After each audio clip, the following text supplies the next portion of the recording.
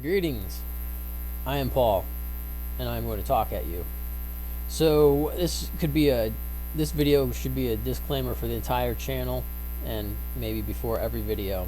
But I just wanted to share or say that I don't know what's best for you, or even for me. I don't think it's possible for anybody to know what's best for anybody else.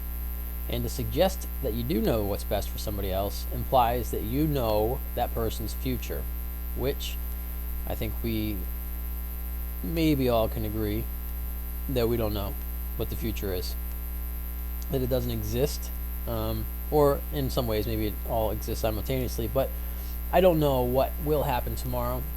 I can make reasonable expectations based on experience and reasonable predictions, but I don't know. And so to say that I know what's best, even just for myself, it's difficult to do that because I don't know what happens tomorrow. Maybe if I don't know, I'm trying to think of some good example, but I can't. So like maybe if I practice some skill or talent today, then tomorrow that some door will open up, and because I practice that skill, I'll now have opportunity to use it for my benefit. But maybe if I practice a skill today and then tomorrow a different door opens up, maybe I'll have wasted today on practicing that thing. Now, that's just to illustrate the point, because I think that hold on, the microphone cord, hold the thing away. I think that whatever I do today is going to lead into tomorrow. I create my own future existence. So in that way, I guess it's not so much that I know what's best because I can predict what's going to happen, but whatever I choose to do is going to create my future. So whatever I choose to do is the best thing for me. So I don't know. It's, you know what I'm saying? I don't know. Okay, I went off on a tangent too early in this one. The point being that this channel, my talking is like advice and counseling. I'm advising on different topics, and I say a lot of things about if you do this, then this will happen. And I'm saying those things because I believe certain things. These are opinions that I hold. It's a lot of it's based on experience, and mine or somebody else's, and it's shared knowledge, understanding, and wisdom, I would say, from what I picked up from other people. But I'm not saying that if you do the things that I suggest that everything is going to go well. I think that is a method, but it's not the only method. By far, what I'm saying is not ultimate answers, and I don't know what's best for you. So I just felt like I should say that. whatever I'm talking about, this is just I'm sharing information on the chance that it might be a benefit to you, but I don't know what's right for you, and I don't know what's right for me. And so I think with that, I can't know what's right for me, so I can only choose what I want in the moment. And again, back to the idea of increasing our awareness and being intentional. If I am aware of what I want and what brings me joy and happiness and peace, then I can pursue those things. And as I pursue those things in my thoughts, my choices, and my actions, then I can create them into my life. And so I think that is something that could apply to everyone. But again, I don't know what's best for you, so I don't know if that would be a route for you to take. But I believe strongly that if we increase our awareness by being mindful, being present, asking ourselves, why am I doing this whenever I do anything, and then do it on purpose, not out of automatic, rote behavioral routines and autopilot stuff. We actually do the things on purpose, and then we can create whatever it is we're looking to create.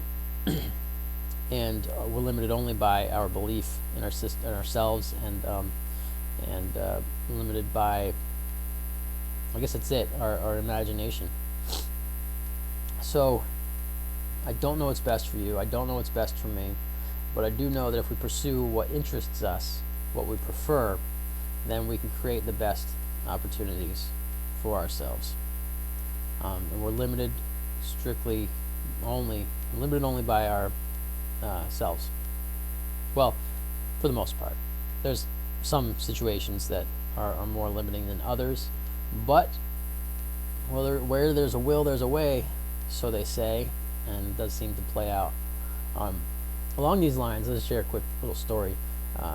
So as I started out doing counseling a couple years ago, I would tell people that in a, like a motivational kind of thing, we're not limited. We can do anything we want to do. The old what was it from Back to the Future? You can do anything you put your mind to. I would say that, and then I would say, except for I could never play Major League Baseball, and so I would limit myself in that. And then that was, I'm talking like 5 or so years ago, and then maybe 2 years ago, I had the idea that I could play Major League Baseball. I realized that I was limiting myself, and so I thought about it. I thought, well, what would it take for me to play baseball? One would be physical training. I'd have to be fit enough to do it, strong enough to do it. 2 would be skills. I didn't have baseball skills, and 3 would have to have the opportunity to get in front of somebody who does the player recruitment or hiring or whatever you want to call it for baseball players. And so I realized that it is possible that it wouldn't limit me. I'm not limited from doing that unless I limited myself. I could exercise. I could become more fit. It would be difficult because I'm older. I'm 39 now. I was 37, I think, at the time when I was thinking about this, but I was 37 years old.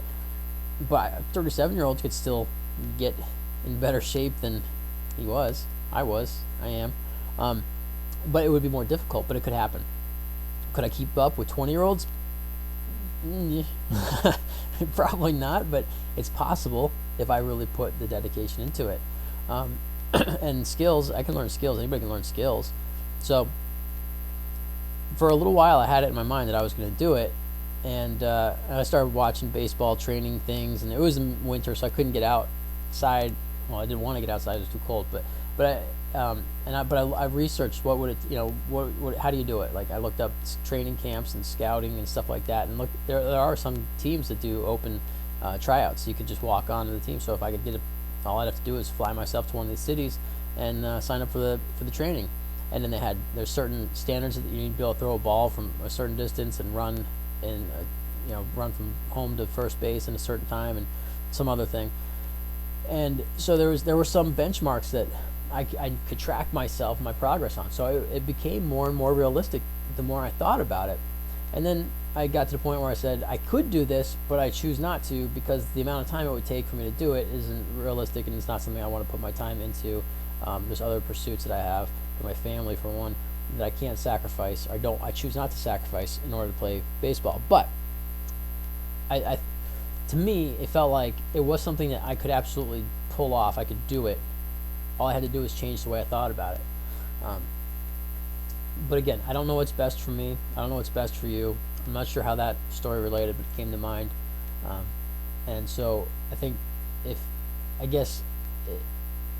in our own pursuit of finding out what's best for us, whatever that means, not listening to other people saying you should do this, but listening to what listen to it, not do it just because they say it, is what I mean. So listen to what people say you should do, or listen to what people say you could do, and then figure out what you feel will work the best for you, for the outcome that you want.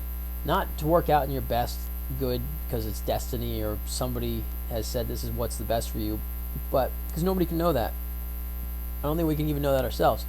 But to work out for the best option that you want, the best preference, your preference. Does that make sense? I hope so, because that's all I got. So that's it. I feel like I should say something else, but I don't have anything else to say. So catch you next time. Look at the camera. It's my catchphrase. I just want to say that one more time.